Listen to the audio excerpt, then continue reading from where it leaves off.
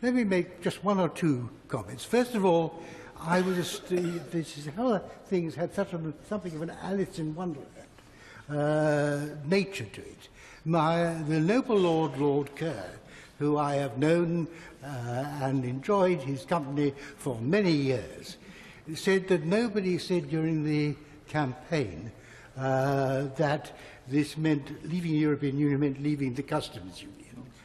That is complete nonsense, with great respect to the noble lord.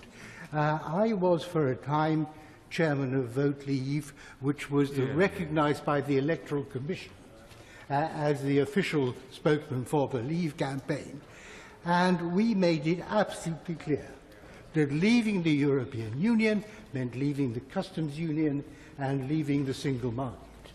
But it wasn't just us.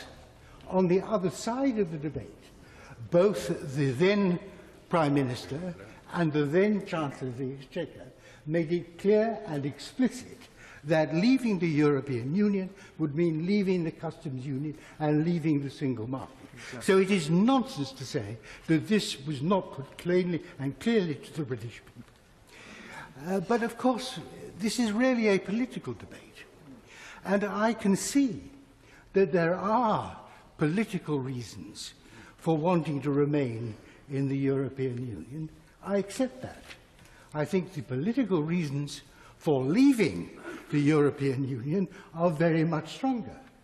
But what is absolute nonsense is to suggest that there is an economic case for what is being put forward in this amendment. Quite apart from the political problem, as my noble friend Lord Lamont pointed out, and as others have pointed out on that side, our side of the debate, is what is being proposed is that we should not be in the European Union, but we within the customs union.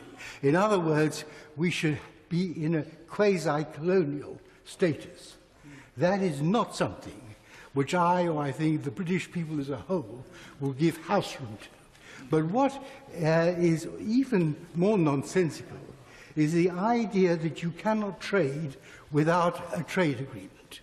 I hope we can conclude trade agreements, but you can trade without. The rest of the world, most of the world is not in the European Union. Most of the world does an enormous amount of trade with the European Union. Most of the world is growing a great deal faster, which is rather more important, than the European Union is.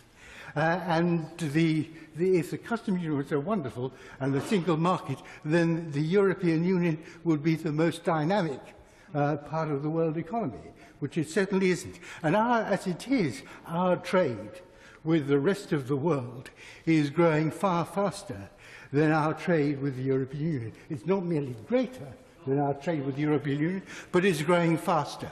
And indeed, to some extent, my noble friend Lord Patton gave the game away when he pointed, and I commend it, he pointed to the German success in trade with China, in exports to China. There is no agreement, a trade agreement involved in that.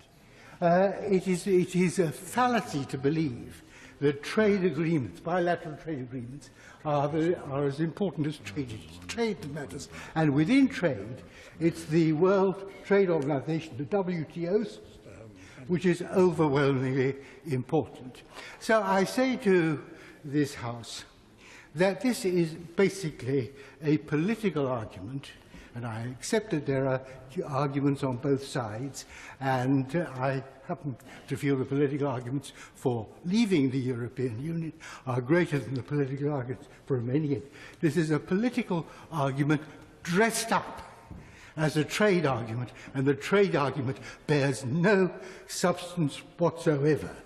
And therefore I urge the House to reject what is in essence, a wrecking amendment.